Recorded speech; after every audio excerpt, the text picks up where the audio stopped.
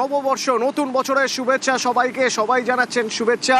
কিন্তু যারা রাজনীতির সঙ্গে যুক্ত তারা এই শুভেচ্ছা জানানোর মধ্যে দিয়ে জনসংযোগের কাজটাও সেরে ফেলছেন। তার কারণ গরম বাড়ছে, হ্যাঁ, তাপমাত্রা যেমন বাড়ছে তেমন ভোটের পারদও তো চলছে, আর কদিন পরেই ভোট। তো সেক্ষেত্রে ভোটের আগে জনসংযোগের জন্য এই শুভেচ্ছা বার্তা কোথাও একটা অন্যরকম সুযোগ করে দেওয়া হচ্ছে, জনসংযোগের একটা সুযোগ, যে সুযোগ নিচ্ছেন সব নেতা নেত্রীরা, সব দলের রাজনৈতিক নেতা নেত্রীরা, তারা এই সুযোগ নিচ্ছেন। তারা শুভেচ্ছা বার্তার মাধ্যমেও নিজেদের জনসংযোগের কাজ করে যাচ্ছেন এবং রাজনৈতিক বার্তা দিয়ে যাচ্ছেন।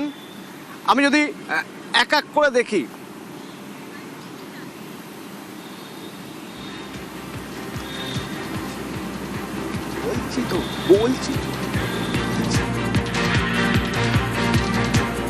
মমতা বন্দ্যোপাধ্যায়ের পোস্ট সোশ্যাল মিডিয়ায়, মমতা বন্দ্যোপাধ্যায়ের পোস্ট, সেই পোস্ট যেখানে তিনি শুভেচ্ছা জানাচ্ছেন সবাইকে নতুন বছরের জন্য। তার পাশাপাশি তিনি বিজেপি কমিশনকে তোপ দাগছেন। কতটা ইঙ্গিতপূর্ণ জানবো, আমার সঙ্গে আবির রয়েছেন। আবির, দেখো, ভীষণ রকম ভাবে ইঙ্গিতপূর্ণ। তার কারণ হচ্ছে বাংলা বছরের প্রথম দিন এবং যে বাঙালি অস্মিতা নিয়ে তৃণমূল কংগ্রেস বারবার কথা বলছে, সেই বাংলাবর্ষের প্রথম দিনে যেভাবে কেন্দ্রীয় সরকারের ভূমিকা নিয়ে, ইলেকশন কমিশন নিয়ে তিনি তোপ দেখেছেন, তাতে অবশ্যই বঙ্গ নির্বাচনের সময় গুরুত্বপূর্ণ। আজকে তার যে পোস্ট, সেখানে দুটো বিষয় অত্যন্ত লক্ষণীয়। এক, এসআইআর এর কারণে তালিকা থেকে নাম বাদ, ভোটার তালিকা থেকে নাম বাদ যাওয়া এবং তা নিয়ে তাদের লড়াইয়ের প্রসঙ্গ। আর দ্বিতীয়ত হচ্ছে বারবার বলার পরেও কেন্দ্রের থেকে সাহায্য না মেলা, কেন্দ্রীয় বঞ্চনার বিষয়, সেটিও আজকে তিনি মনে করিয়ে দিয়েছেন। তিনি উল্লেখ করেছেন যে কেন্দ্রীয় এজেন্সি দিয়ে বাংলার ওপর অত্যাচার, জুলুম করা হচ্ছে এবং এই অত্যাচারের বিরুদ্ধে যে বদলা নেওয়ার ডাক তিনি সেটা দিয়েছেন এবং একই সঙ্গে এটিকে ভোটের বাক্সে বদলা নেওয়ার বার্তা তিনি দিয়েছেন। এবং তিনি উল্লেখও করেছেন যে বাংলার একটা নিজস্ব ঐতিহ্য রয়েছে, বাংলার একটা গরিমা রয়েছে এবং যেহেতু বাংলার সাথে একাধিক জায়গাতে নববর্ষের উৎসব পালন করা হচ্ছে, ফলে বাংলা যেখানে সম্প্রীতি সংস্কৃতির সংহতির পীঠস্থান, সেখানে শান্তি সম্প্রীতি সংস্কৃতির বার্তা তিনি উল্লেখ করেছেন। এর সঙ্গে তিনি উল্লেখ করেছেন যে রাজ্য সরকার একাধিক সামাজিক প্রকল্প নিয়ে এসছে, রাজ্যের মানুষজন সব প্রকল্পগুলোর সুবিধা পান এবং আগামী দিনেও মানুষ যাতে ভালো থাকেন সে কারণে সেটা তাদের দেখার প্রধান উদ্দেশ্য এবং এই প্রকল্পগুলো চালু করার উদ্দেশ্য। এবং তারপরেই তিনি মূলত আক্রমণ করেছেন রাজনৈতিকভাবে। সেখানে তিনি উল্লেখ করেছেন যে দিল্লির জমিদাররা অনেক অত্যাচার করছে, ভোট কাটছে, অনধিকার প্রয়োগ করছে এবং এই অত্যাচারের বদলা নিতে হবে, তবে সেটা ভোট বাক্সে, এবং সেখানেই তিনি সকলকে ভোট দিতে তিনি উল্লেখ করেছেন। এবং তিনি যে সুপ্রিম কোর্টে লড়াই করেছেন সেই লড়াইয়ের প্রসঙ্গের কথা বলেছেন, ট্রাইব্যুনাল তাদের লড়াইয়ের কারণে হয়েছে সেই প্রসঙ্গের কথা বলেছেন। একেবারে ভিডিও বার্তা শেষে তিনি অত্যন্ত ইঙ্গিতপূর্ণ একটি মন্তব্য করেছেন যে দাঙ্গা নয়, অত্যাচার নয়, রক্ত নয়, দিল্লি থেকে চমকাচ্ছে কোনো চমকারি নয়, এই বার্তাও তার তরফ থেকে দেওয়া হয়েছে। ফলে সব মিলিয়ে রাজনৈতিকভাবে নববর্ষের যে শুভেচ্ছা বার্তা দিতে গিয়েও এই ধরনের ভূমিকা কেন্দ্র বা নির্বাচন কমিশনের তরফ থেকে করা হচ্ছে, তা নিয়ে তিনি সমালোচনা করেছেন। ধন্যবাদ। তৃণমূল কংগ্রেস সরকার আপনারা দেখেছেন, কেন্দ্রীয় বঞ্চনা সত্ত্বেও আমরা প্রায় 105টা সোশ্যাল স্কিম করেছি, জন্ম থেকে মৃত্যু অবধি সব মানুষের জন্য। আগামী দিনও সব মানুষ যাতে ভালো থাকে সেটা দেখাই আমাদের আসল উদ্দেশ্য। দিল্লির জমিদাররা অনেক অত্যাচার করছে, ভোট কাটছে, অনধিকার প্রয়োগ করছে, বিজেপি ভ্যানিশ ওয়াশিং মেশিন সব এজেন্সি দিয়ে বাংলার উপর জুলুম অত্যাচার করছে।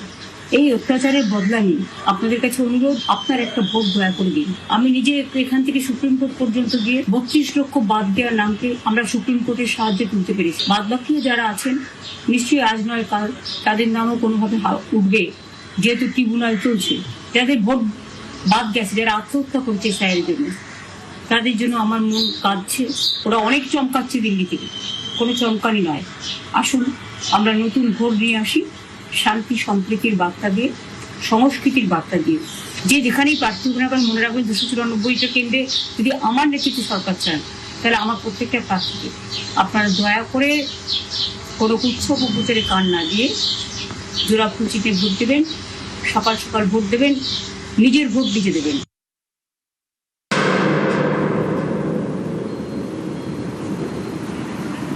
আবার যদি আমি উল্টো দিকে দেখি, নরেন্দ্র মোদী, অমিত শাহ প্রচারে ঝড় তুলছেন, তারই মাঝে শুভেচ্ছা জানাচ্ছেন নববর্ষের এবং ইঙ্গিতপূর্ণভাবে বাংলায়। আমি যদি প্রথমে মোদির সোশ্যাল মিডিয়ার পোস্ট দেখি, নরেন্দ্র মোদির সোশ্যাল মিডিয়ার পোস্ট, যেখানে তিনি শুভেচ্ছা জানাচ্ছেন, এবং তার পাশাপাশি আমি যদি কেন্দ্রীয় স্বরাষ্ট্রমন্ত্রী অমিত শাহর নববর্ষের শুভেচ্ছা পোস্ট দেখি, তিনিও বাংলায় লিখেছেন তো ঠিকই, কিন্তু ইঙ্গিতপূর্ণ কথা সেখানে, যেখানে তিনি বলছেন নতুন বছরের নতুন অধ্যায় শুরু হোক। নতুন অধ্যায় মানে তিনি ইঙ্গিত করছেন, তিনি বোঝাতে চাইছেন নতুন অধ্যায়।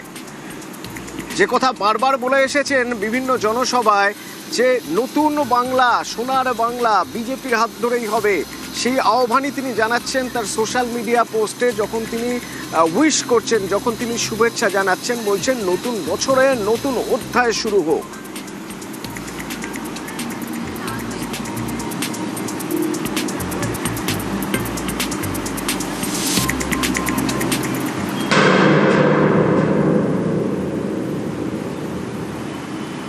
এবং শুরুতেই আমরা বলছিলাম যে জনসংযোগের বিভিন্ন ইস্যু দরকার হয়, বিভিন্ন মাত্রা থাকে।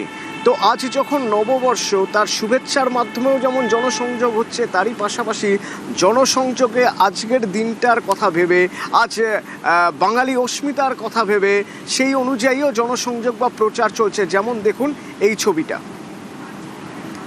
মাছ নিয়ে প্রচার।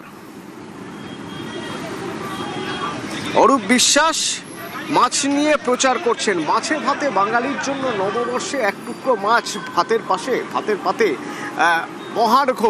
তো সেই মাছ নিয়ে প্রচারের আরও একটা কারণ এখানে, যেমন বাঙালি অস্মিতার কথা বলা, তারই পাশাপাশি বিজেপি বিভিন্ন রাজ্যে মাছ খাওয়া বন্ধ করছে, মাছ বিক্রি বন্ধ করে দিচ্ছে বলে যে অভিযোগ তৃণমূল বারবার করে এসেছে, কোথাও সেই অভিযোগেই নতুন করে শান দেওয়ার চেষ্টা। ভিন রাজ্যে বাঙালি শ্রমিকদের মারধরের অভিযোগ, তাও উঠে আসছে তার কথায়। মাছ নিয়ে প্রতিবাদ মিছিল গড়িয়ার ব্রহ্মপুর থেকে প্রফুল্ল পার্ক পর্যন্ত অরূপ বিশ্বাসের।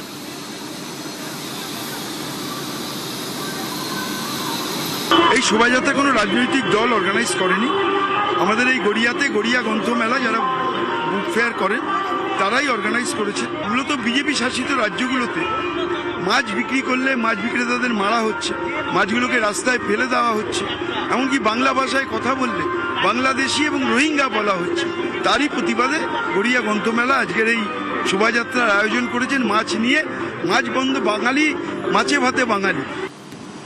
প্রচারে ঝড় তুলছেন অরূপ বিশ্বাস, অভিযোগ করছেন বিজেপি বাঙালি বিরোধী, বাঙালি শ্রমিকদের, পরিযায়ী শ্রমিকদের অন্য রাজ্যে গিয়ে মার খেতে হচ্ছে। এইসব অভিযোগ যখন তিনি তুলছেন, তখন আমরা যোগাযোগ করেছিলাম বিজেপি নেতা দেবজিৎ ঘোষের সঙ্গে, যিনি দাবি করছেন যে তৃণমূলের নেতাদের এইসব কথায় এখন আর কোনো কাজ হচ্ছে না। ওরা বাঙালিকে 15 বছর ধরে শুষে ছিবড়ে করে দিয়েছে। বাঙালির ভাতের পাত থেকে মাছকে কারা কেড়ে নিয়েছে সবাই জানে। বাঙালি যদি বাঁচতে হয়, বাঙালিকে যদি বাঁচতে হয়, তাহলে এই নির্বাচনে বিজেপিকে আনতে হবে, তৃণমূলকে বিসর্জন দিতে হবে। 26-এর নির্বাচন তৃণমূলের বিসর্জন। মাছে ভাতে বাঙালি থাকবে, বাঙালি কচি পাঁটার ঝোল খাবে, বাঙালি বেঁচে থাকবে মাথা উঁচু করে। যখন বিজেপি নেতা দেবজিৎ সরকার কথা বলছেন, তখন আবার আমরা দেখতে পাচ্ছি যে তৃণমূলের প্রার্থী, এলাকাটার প্রার্থী কুণাল ঘোষ শোভাযাত্রা নিয়ে বেরিয়েছেন আজ নববর্ষের দিনে। কংগ্রেস প্রার্থী কুণাল কুমার ঘোষ আপনাদের এখান থেকে পদযাত্রা করছে সুকান্ত সরণী অঞ্চলে, আপনাদের দুয়ারে দুয়ারে এসছেন। আজকে রেকর্ড মার্চে ঘুরে যেতেন। আজকের এই প্রভাব করিতে আমাদের মধ্যে উপস্থিত আছেন যার অঞ্চলে, যার সমস্ত ব্যবস্থাপনা আজকে এলাকাটা বিধানসভা কেন্দ্র।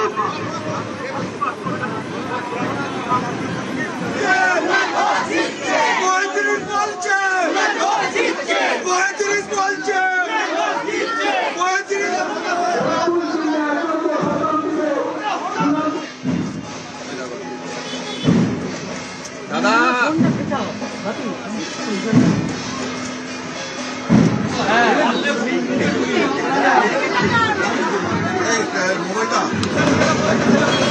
মানুষের সঙ্গে শুভেচ্ছা বিনিময়, শুভ নববর্ষের, একই সঙ্গে নির্বাচনী প্রচার।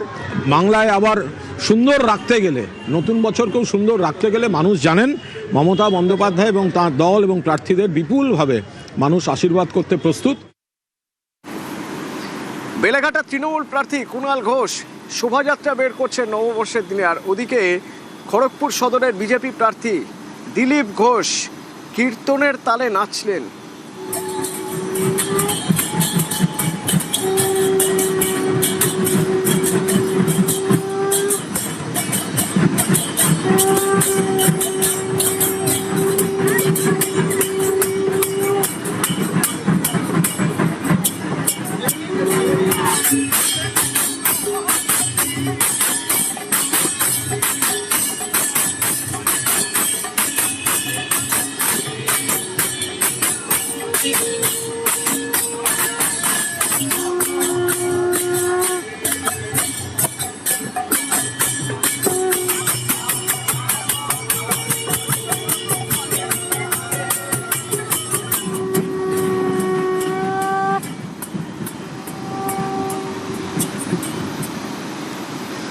বাঙালি যাত্রাভিমানে শান দেওয়ার জন্য শুভেন্দু অধিকারী মনীষীদের ছবি নিয়ে যেমন প্রচার করলেন, আজ তিনি শোভাযাত্রা করলেন, তেমনই দেখা গেল ফিরিঙ্গি কালীবাড়িতে গিয়েছেন তিনি।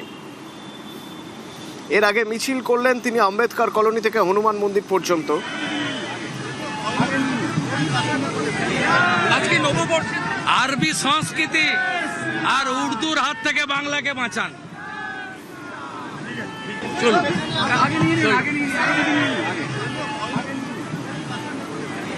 আজকে নববর্ষ, আরবি সংস্কৃতি আর উর্দুর হাত থেকে বাংলাকে বাঁচান।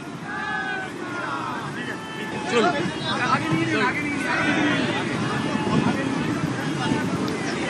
আজকে নববর্ষ, আরবি সংস্কৃতি আর উর্দুর হাত থেকে বাংলাকে বাঁচান।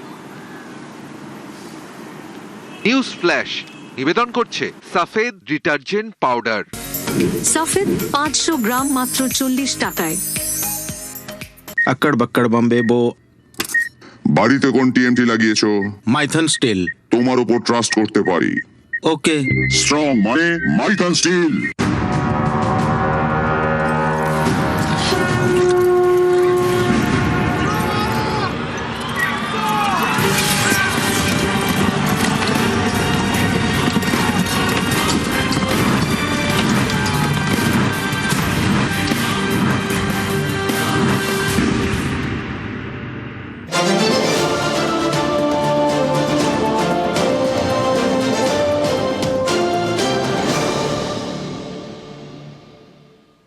বাংলার ভোটে বার্নল বোরোলিন আইসক্রিম, কমিশনের ওষুধ বার্নল বোরোলিন, মমতা বন্দ্যোপাধ্যায়ের দাওয়াই আইসক্রিম।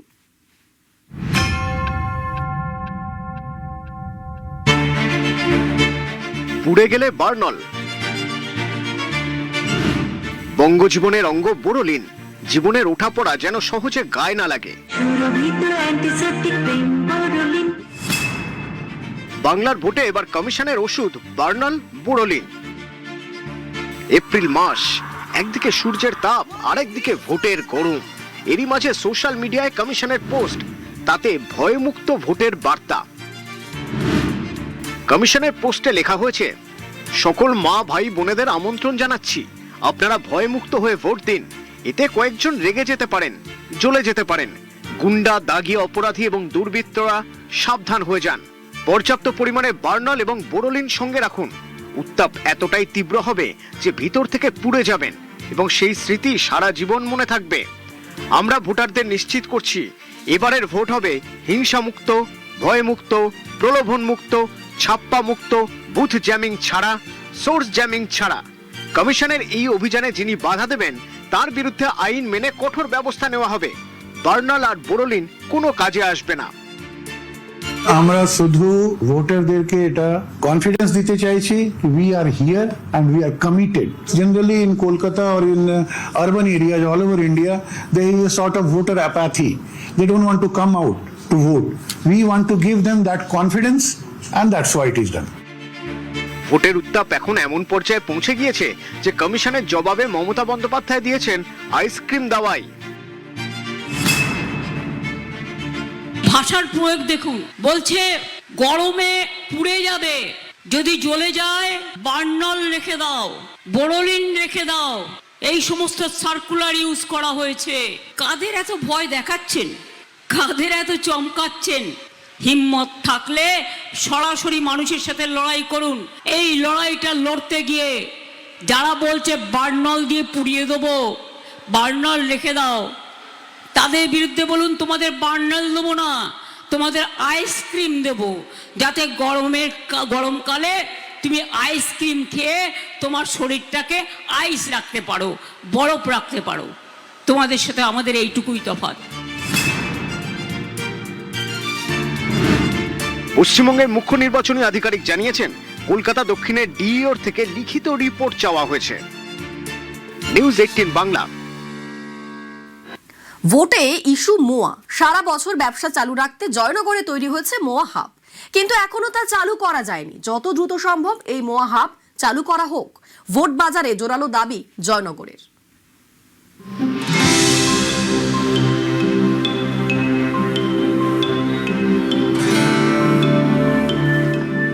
দক্ষিণ 24 পরগনার জয়নগর নাম শুনলেই প্রথমে মনে আসে মোয়ার কথা।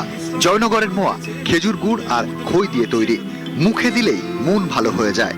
2015 সালে জিআই ট্যাগ পায় জয়নগরের মোয়া।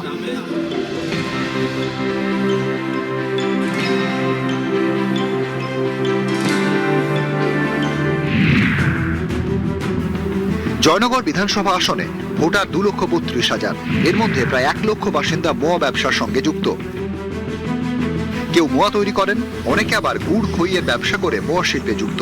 জয়নগরের ভোটে মোয়া তাই অন্যতম বড় ইস্যু।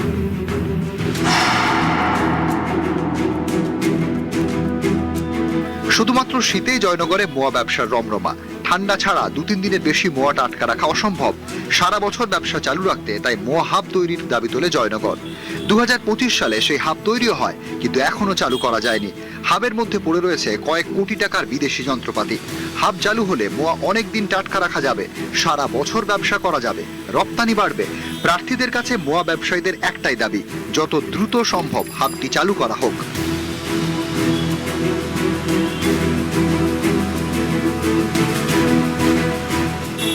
হাবের যে বিল্ডিংটা সেটা পুরোপুরি হয়ে গেছে, কিন্তু আমাদের টেকনিক্যালি কিছু প্রবলেমের জন্য পুরোপুরি কাজটা এই গত শীতকালে যেটা চালু হওয়ার কথা ছিল চালু করতে পারিনি।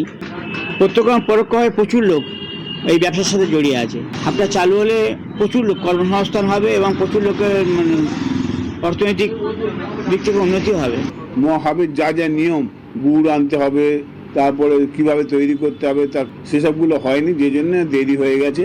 এবছর হয়নি, জানি না আগামী বছর যদি হয় তাহলে ভালো। তবে আশা করি যেই সরকারই আসুন না, এটা তো বাড়িতে কোন টিএমটি লাগিয়েছো? মাইথন স্টিল। তোমার উপর ট্রাস্ট করতে পারি। ওকে। স্ট্রং মানে মাইথন স্টিল। নিউজ ফ্ল্যাশ নিবেদন করছে সাফেদ ডিটারজেন্ট পাউডার।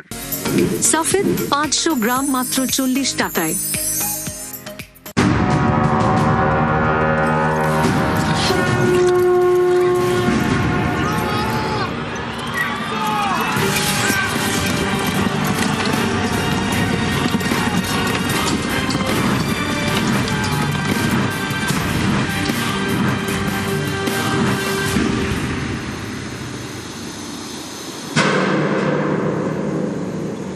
প্রচার জমে উঠেছে, আর এদিকে নির্বাচন কমিশনও 8-60 বেঁধে তৈরি হয়ে আছে সুষ্ঠু, অবাধ, শান্তিপূর্ণ ভোটের জন্য। এবার প্রথম দফার ভোট 23 এপ্রিল।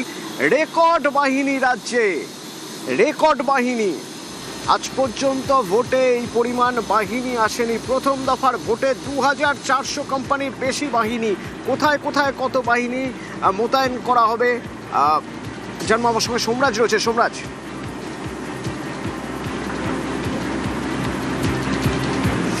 দেখো, প্রথম দফার ভোট আগামী 23 এপ্রিল 152টি আসনে প্রথম দফার ভোট নেওয়া হবে।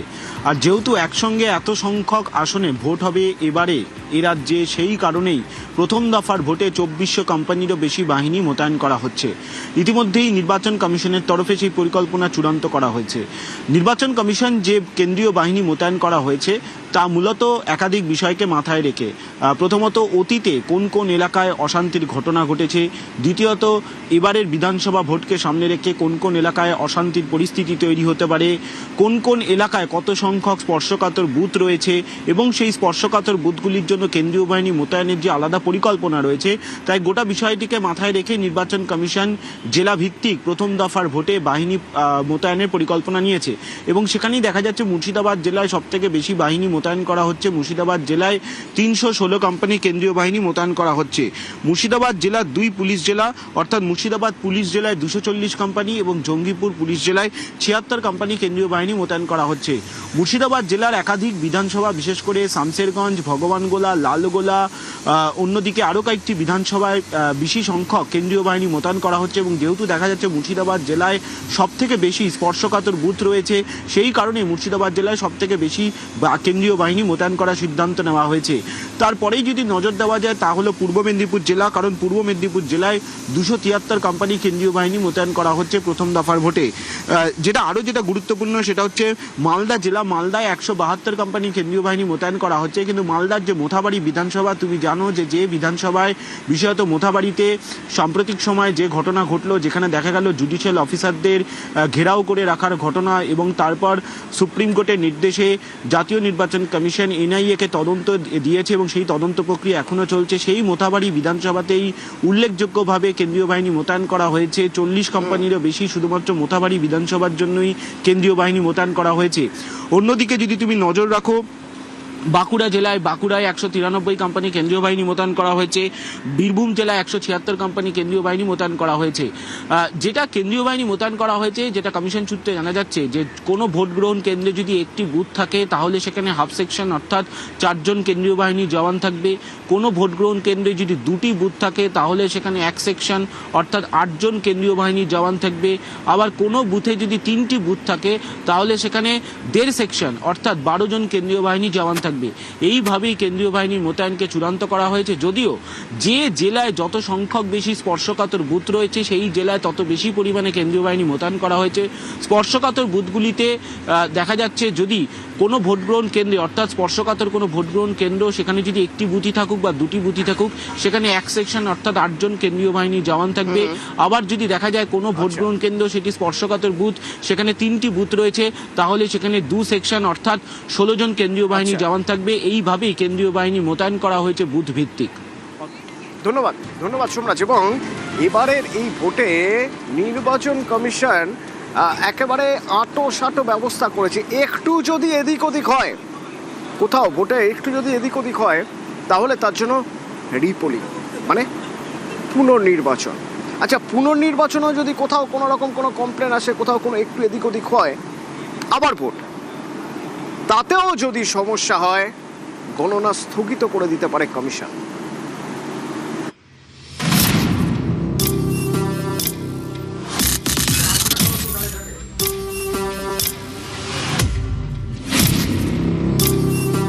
পশ্চিমবঙ্গে এবার ভোট হবে অবাধ, শান্তিপূর্ণ এবং ভয়হীন। বারবার এই বার্তা দিচ্ছে নির্বাচন কমিশন। এর জন্য তারা কোনো ফাঁক রাখতে চাইছে না। কমিশন ঠিক করেছে এবার ভোটদানে কোনো রকম বাধা দেওয়া হলেই ফের ভোট করানো হবে। এর জন্য জেলায় জেলায় নির্দেশ দেওয়া হয়েছে। কমিশন ঠিক করে ফেলেছে কোন কোন ক্ষেত্রে পুনর্নির্বাচন করানো হবে। কোনো বুথে সিসি ক্যামেরা বিকল হলে, সিসি ক্যামেরা কাপড়ে ঢেকে ভোট হলে, ভোটদানে বাধার অভিযোগ সত্যি হলে, হুমকির কারণে কেউ ভোট দিতে যাননি এমন অভিযোগ সত্যি হলে, বুথ দখলের অভিযোগ সত্যি হলে, ভোট গ্রহণ কেন্দ্রের 100 মিটারের মধ্যে অশান্তি হলে, পোলিং অফিসারদের উপর চাপ দেওয়া হলে, ইভিএম এ সমস্যা দেখা দিলে, ইভিএম এ কারচুপির চেষ্টা করা হলে, ছাপ্পা ভোটের অভিযোগ সত্যি হলে, এছাড়াও পুলিশ অবজারভার এবং জেনারেল অবজারভাররা যদি মনে করেন কোনো বুথের রিপোল প্রয়োজন, সেক্ষেত্রে ফের ভোট হবে। 2 লক্ষ ক্যামেরা পোলিং স্টেশনে ইনস্টলড হবে। 660টা টিভি স্ক্রিন বিভিন্ন জায়গায় বিভিন্ন কন্ট্রোল রুমে এস্টাবলিশড হবে পুরো রাজ্যে। 2352 জন মাইক্রো অবজারভার সারা রাজ্যে ডিপ্লয়েড হবে শুধু মনিটর করার জন্য কন্ট্রোল রুম। ইলেকশন কমিশন যেটা সিদ্ধান্ত নিয়েছেন যে আমরা এই অবজারভেশনটা সেন্ট্রালি 3টে লেয়ারে হবে, রিটার্নিং অফিসারের এন্ডে, ডিস্ট্রিক্ট ইলেকশন অফিসারের এন্ডে এবং সিইওর এন্ডে। বাংলায় প্রথম দফার ভোট 23 এপ্রিল, দ্বিতীয় দফা 29 এপ্রিল, গণনা 4 মে। প্রথম ও দ্বিতীয় দফার মাঝে 5 দিনের ব্যবধান, দ্বিতীয় দফা ও গণনার মাঝে 4 দিনের ব্যবধান। এই মাঝের দিনগুলিতেই হবে পুনর্নির্বাচন। পুনর্নির্বাচনেও গোলমাল হলে কি হবে সেই পরিকল্পনাও করে রেখেছে কমিশন। পুনর্নির্বাচন সুষ্ঠুভাবে না হলে ফের ভোট করানো হবে, সেই ভোটেও সমস্যা হলে ওই সংশ্লিষ্ট বুথের গণনা স্থগিত করে দেবে কমিশন, সেখানে ফের নতুনভাবে ভোট করানো হবে। প্রয়োজনে পুরো বিধানসভা কেন্দ্রেই পুনর্নির্বাচন হবে। নিউজ 18 বাংলা।